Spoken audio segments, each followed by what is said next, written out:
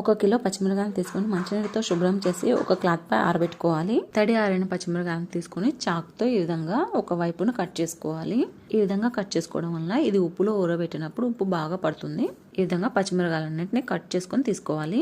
Plastic డబ్బాలో 1/2 litre పెరుగును తీసుకొని ఇందులో 200 గ్రాముల ఉప్పును వేసుకొని కలుపుకోవాలి. ఈ పెరుగులో ముందుగా కట్ చేసుకున్న పచ్చిమిరపకాయలు వేసుకొని పెరుగు అంతా పచ్చిమిరపకాయలు పట్టే విధంగా కలుపుకోవాలి. పచ్చిమిరపకాయలు పెరుగులో బాగా కలిపిన తర్వాత ఇవి ఒక రోజంతా పక్కన పెట్టుకోవాలి.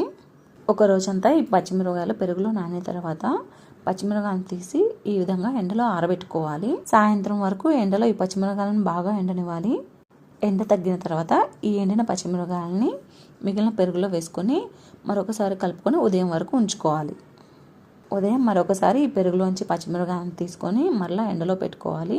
ఇదే విధంగా 3 రోజులు చేసిన తర్వాత ఈ పచ్చిమిరపకాయలు ఈ విధంగా వైట్గా వస్తాయి. ఊరమిరపకాయలు ఈ విధంగా పూర్తిగా ఎండిన